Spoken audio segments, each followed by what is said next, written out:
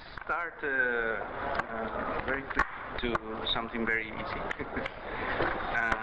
You travel all over the world, platinum card, several cities in the world, but if you will have to move from the Netherlands, where would you move? Well, it's an impossible question. Because I have to split myself in that way. There are so many nice places in the world where to sit at the... maybe I try to combine, so like a week there and a week there. That would be... but if you...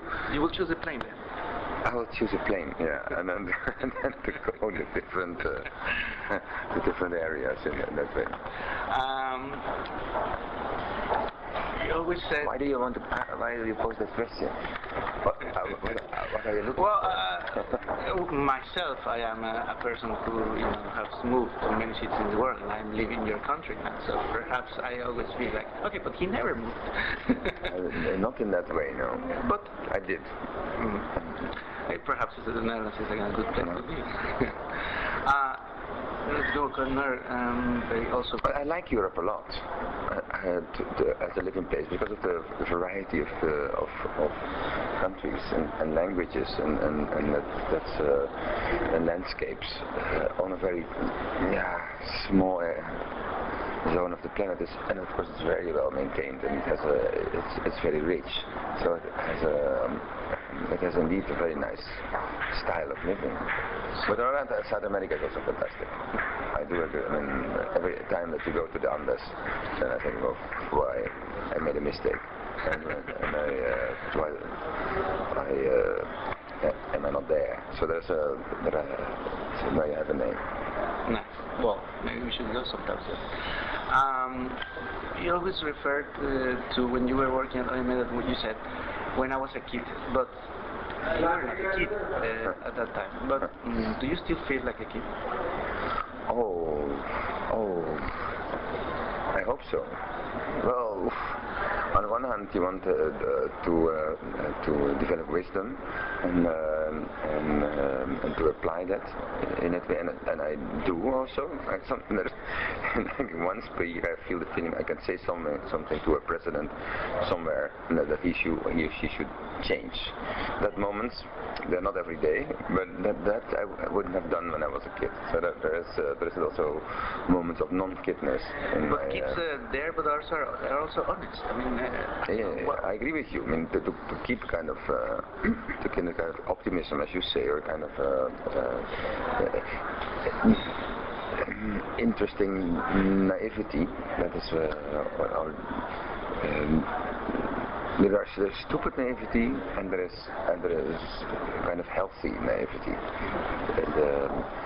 And that part, that is good to keep because it means that you also are kind of open. That you every time you open your eyes and say, oh, that's completely different, or that opinion I have not come across, and that is maybe the part that I also like of childness. If we got to that to the era previously to OMA, you were working for a governmental office. You worked for UNESCO, you worked for the city of Amsterdam. Don't you miss any of this in the late last few decades? Like, aren't we so much conditioned by what developers can do for the city? Well, if I miss, because I can do quite a lot in that way, but I do think that the moment in my African period, if I can call that, I had a kind of Tintin-like feeling. Like there was, it's the adventurous part, and I mean I saw it as an adventure also, and I interpret it as a kind of adventure. That is,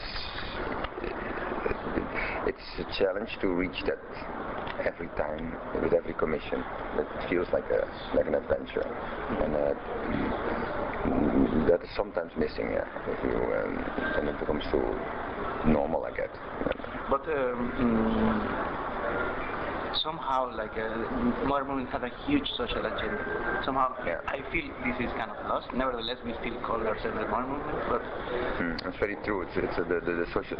It sometimes appears in that way. I mean, this subtle act, exactly this week, within Mannheim, within our urban plan, to facilitate refugees, about what is it, about 10,000, to have them in our plan. That makes them suddenly, the social and political agenda was there.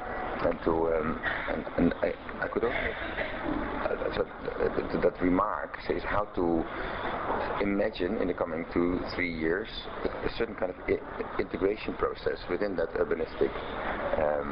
So I only made a kind of, but that translates very rapidly into something. So I have to do this in 5 minutes, make a kind of a timeline.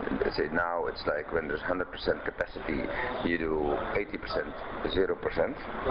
But I mean, like in a half a year, you need to go to, say, to 50% refugees and 20% non-refugees, and then in 2 years you go to maybe 20-50%. So that's to make such a kind of timeline. That was. But that's only an hour, you know? And then now maybe we can work on it, because then you give this and then it goes to a mayor, and the mayor brings it to the state, and the state brings it to Merkel, and Merkel brings it to Obama. That's what basically is the sequence.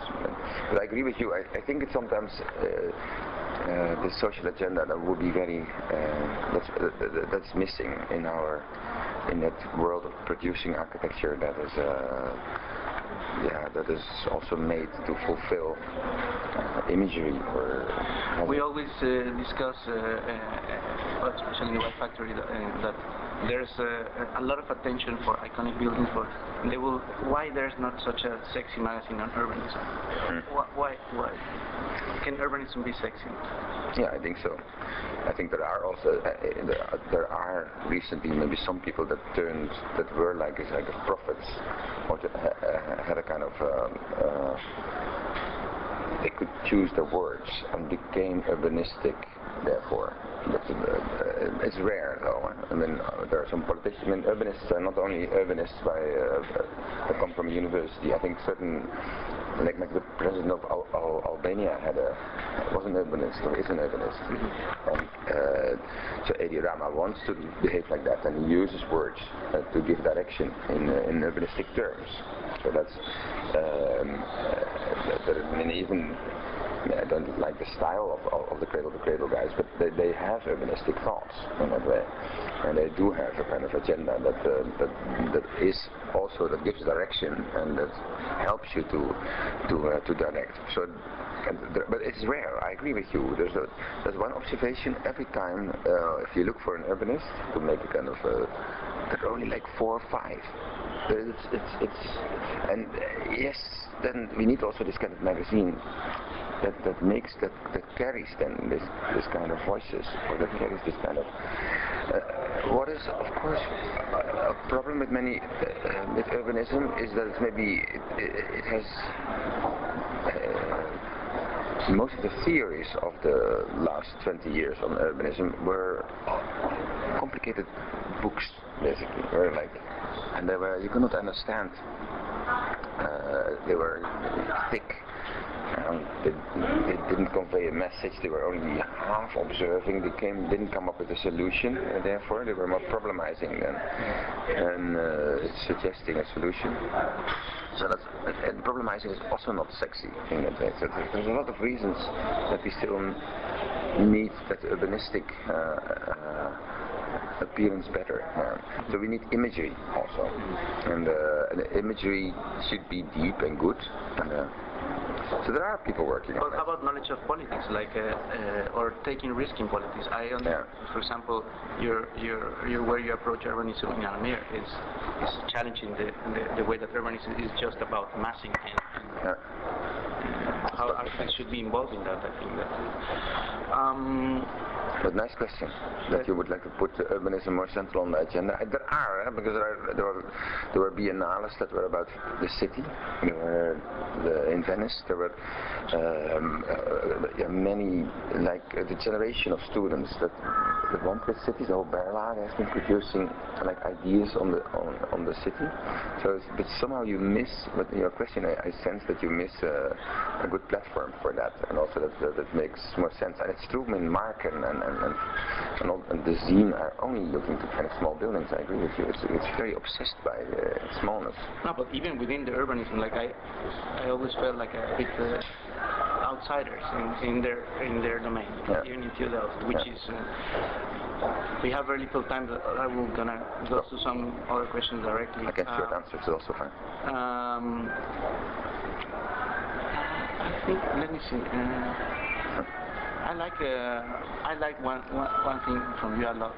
Once I was by chance in your office, and I took a picture of your desk, and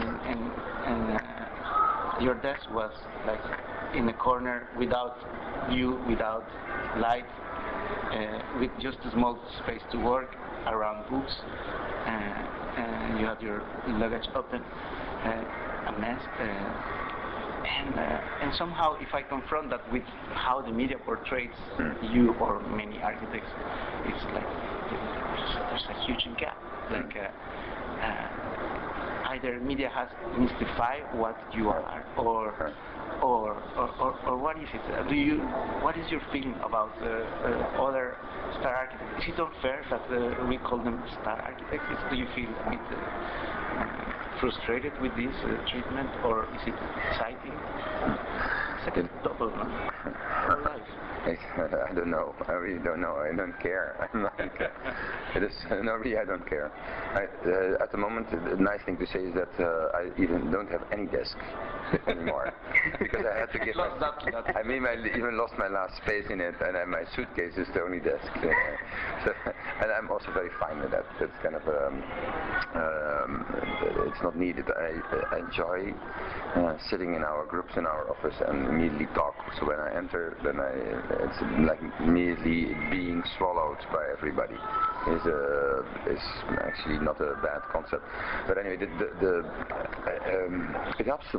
I mean, there are more images of star architecture in that way. It's true that certain media concentrate on this kind of lifestyle part. And that, but you, in a way, needed developers ask for that. In a way, they also want that. They want the celebrity aspect. No, but let's go with maybe if the celebrity aspect is also saying that you are in contact with more people in many places all over the world, and that due to that you can have a good way of making comparisons, so therefore you can create some knowledge, and most of them are actually looking for that. They want to position their project in a wider perspective, and that's what the most sincere reason for it. If they use only the media aspect, it can then happen also, because then they think they get more attention and they get more attraction and higher value of their products. That's very true. And if that's the case, if that's not followed up by sincerity or by really making things, then you have to run further. But so you have to check it out always, what kind of, say, side thoughts people have. Mostly it's very obvious, mostly it's very clear that one of those aspects are connected with the demand to be there in that way. But they're also looking for some kind of innovation. Also, that's exactly the porthole or the entrance to make something new, to find out what makes sense. We were talking about the Netherlands again, and when I was studying, there was this book which was a hit, which was Super Dutch, you remember? And somehow there's a feeling, maybe it's only personal, that this wave of confidence has a bit fade out in the Netherlands as a kind of huge collective network of offices leading. Do you feel like that? Do you think that the Netherlands are still capable of having this wave of Dutch design in terms of architecture? Of course, that was a moment where where a lot of people had the same kind of mood, and that we could collaborate with politicians, with the Queen or the King, with action groups, and with bureaucrats, with art people. There was this, everything was productive and had a kind of direction in order to make a better, say, country or city, and maybe at the moment or at the threshold of globalism, the Netherlands reformulated at that moment its position and put bringing attention to itself, and in its smallness, it used this Calimero effect, I would say, and I think a lot of people shared that. Of course, it was becoming richer. Of course, it had this kind of momentum of the real estate jump, which financed basically the potential, because the Netherlands before this, say, this second globalization, the prices were low compared to Germany or to France or to the US, so they made a kind of capital jump, and that has financed that operation in the same way that, say, the oil is financing the Norwegian move in these days. We lost it. I think it was a momentum. But market hall, isn't it like that? Market hall again is a bit of kind of. So I don't think it's for coalition. Yeah. So I don't think it's gone. Well, only you have to maintain that spirit, and that goes through a kind of sinusoid of. So you can do still in Netherlands a lot of things. There is a lot of frustration also these days because of that we lost some investments in art and in culture, and that makes also people very skeptical. There is which lead to this kind of bottom-up movement in the Netherlands. On the other hand, you can still do it, but it's less collective than it was at that moment. And don't forget that we all went out also, that we went out of the country somehow and made buildings everywhere, and artists started to get money in Basel or in New York, and so there is a huge, say, group of people that are all over the planet, and that's also part of it when you have a super Dutch moment, and immediately you expand and go further, and that also shrinks the attention on its own, on the original country. Yesterday, to be going into another, after you had the lecture, I had a talk with a couple of people, and one was telling me, it's interesting because I think Winy is a bit slowly departing from architecture, and he's becoming a scientist. And on the other hand, somebody told me, no, he is actually becoming an artist with the use of colors and glasses. Do you feel any kind of intrigue with any of these, or would you have to choose between the two? No, what I think do you feel closer to? Both domains have an enormous amount to say. I mean, what you can learn in science is simply curiosity and things that you don't know yet, and that is the beauty of science. And I must say that science at the moment is very sexy, very cool, and all the innovators and innovation platforms in any city at the moment are like desired objects somehow. So I'm very happy with that, by the way, that we somehow have, that our societies have more interest in that than ever before. Well, artists have the capability to turn it into beauty and to turn it into concepts, and that's what we can learn from that zone. Like places like the Design Academy in Eindhoven or Lausanne, they give they give this kind of momentum to turn, say, developments, to turn it into a certain kind of art. I can't choose, and I don't choose either. You force me to you know the answer, because it's like both are extremely beautiful. The only thing you can. But you need the combination, I guess.